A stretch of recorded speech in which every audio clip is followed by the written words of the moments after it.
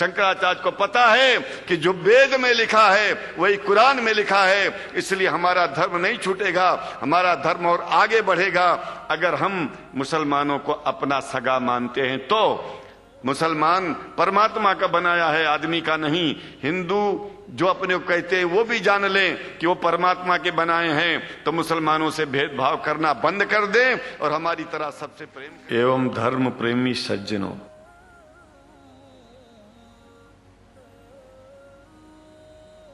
भगवान की जब कृपा होती है तो कभी धर्म की सच्चाई को जानने का अवसर मिलता है। मुसलमानों के बीच में लगातार कई वर्षों से हम जा रहे हैं और भारतवर्ष में एक नई प्रथा का प्रारंभ किया मैंने कि जब जगत गुरु शंकराचार्य भी मुसलमानों के बीच में जाकर के उनके प्रेम को समझ सके और इस्लाम की सच्चाई को जान करके इस्लाम को सारी दुनिया में एक इंसानियत का सबसे बड़ा पाठ सिखाने वाला धर्म मानने के लिए लोगों को समझावे।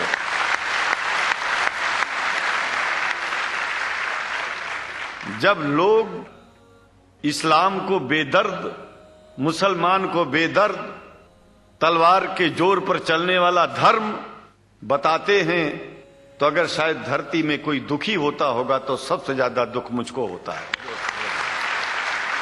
ये न सच्चाई है और न कभी ये सच्चाई हो सकती है। जिस इस्लाम ने पहला कलमा ही कुरान शरीफ का ये बताता है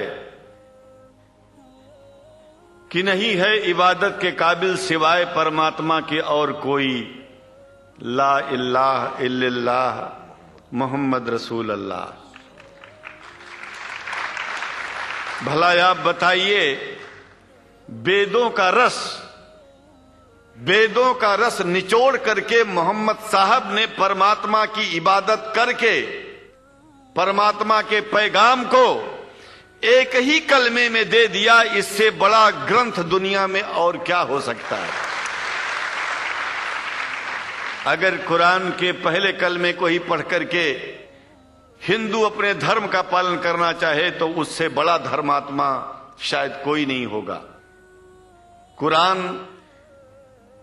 को हमने गहराइयों में जा करके तो नहीं अनुभव किया, लेकिन कुरान के मानने वालों के हृदय की गहराइयों में जाके देखा कि अगर इस्लाम को पूरी दुनिया अगर स्वीकार कर ले तो इसमें कोई बुराई नहीं है। इस्लाम परमात्मा के द्वारा बताया गया सिद्धांत है। इस्लाम किसी व्यक्ति का अपना नियम नहीं है, अपना सिद्धांत नहीं है। कुछ लोग भेदभाव पैदा करने के लिए इस धरती पर मुसलमानों को बेदर्द कह देते हैं, इस्लाम को बुरा कह देते हैं। मैं कहता हूं उनसे बुरा इस दुनिया में कोई नहीं है। वो शैतान के बच्चे हैं, खुदा के बच्चे नहीं हैं। क्योंकि जहां तक मेरी अपनी पहुंच है, हमने वेदों को पढ़ा, पुराण को पढ़ा, शास्त्रों को, हिंदू धर्म ग्रंथों को पढ़ा। उसके बाद में मुसलमानों के बीच में जाना शुरू किया। हमने मुसलमानों से हाथ मिलाया तो हमारा विरोध किया गया। ये अंडा खाने वालों से हाथ मिलाते हैं, शंकराचार्य कैसे हैं? अरे हमने कहा कि तुम्हारी समझ में नहीं आ रहा है। वो 5 बार इबादत कर लेते हैं खुदा की, तुम घास खाते हो और एक बार भी इबादत नहीं करते हो, तो तुमसे बड़ा अधर्मी दुनिया में कौन है? तुम अपने अधर्म को देखो। किसी के पवित्रता के सिद्धांतों का विरोध करना पहला अधर्म है।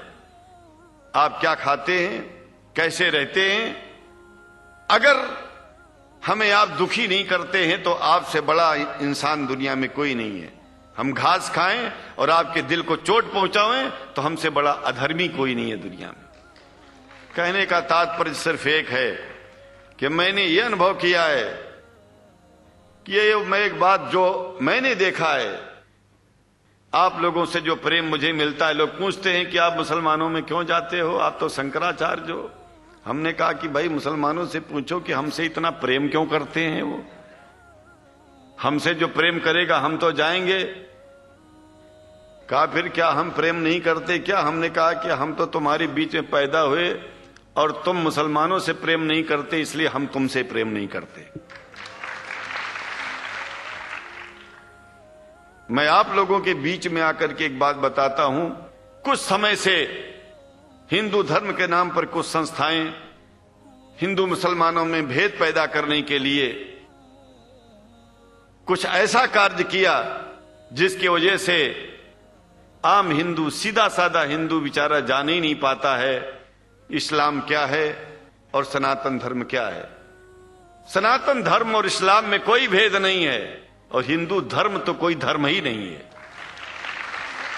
सनातन धर्म धर्म है और शायद जो संस्कृत का सनातन शब्द है, अगर किसी भाषा में उसको इस्लाम कहा जाए तो कोई बुरी बात नहीं है। इस्लाम और सनातन में कोई भेद नहीं है, क्योंकि परमात्मा एक है, परमात्मा सबका है। ये संदेश ऋषियों मुनियों ने दिया और यही संदेश, परमात्मा का भेजा हुआ संदेश, स्वयं हमारे मोहम्मद साहब ने इस पैगाम को हमको दिया। तो हम भेदभाव क्यों करें? यहां पर भारत का मुसलमान, एक बात बिल्कुल मैं स्पष्ट बता रहा हूं आपसे, अगर भारत का मुसलमान सो गया तो भारत सो जाएगा। इसलिए भारत को जगाना है तो मुसलमानों को जागते रहना पड़ेगा। भारत जाग जाएगा, पूरी दुनिया जाग जाएगी। यह भी मैं जानता हूं कि भारत के सच्चे हिंदुओं को, जो सच्चे सनातन धर्मी हैं, उनको मुसलमानों से प्रेम चाहिए, उनको मुसलमानों से भेद नहीं चाहिए। अंग्रेजी की भी मिल गई है और हम तो चाहते हैं, हाँ, कुरान शरीफ सारी दुनिया में अगर इस ग्रंथ को पहुंचाया जाए, और पहुंचाना चाहिए। मैं तो मुसलमानों से एक जरूर बात कहूंगा कि आप लोग एक चीज का ध्यान दें। आपके पड़ोस में जिस भी भाषा को जानने वाला व्यक्ति रहता हो, जिस भी भाषा को, कोशिश कीजिए कि आप इस कुरान जैसे पवित्र ग्रंथ को उसको उसकी भाषा में पहुंचाइए।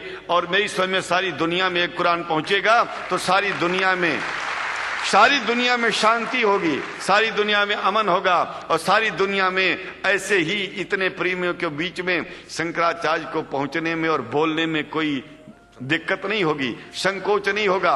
आप लोग भी निडर हो जाइए, आप लोग भी संकोच छोड़िए। हम जानते हैं कभी कभी संकोच में, कभी कभी इस देश के कुछ जो फिरका परस्त लोग हैं, उनकी उल्टी सीधी योजनाओं में हम लोग एक दूसरे से मिल नहीं पाते।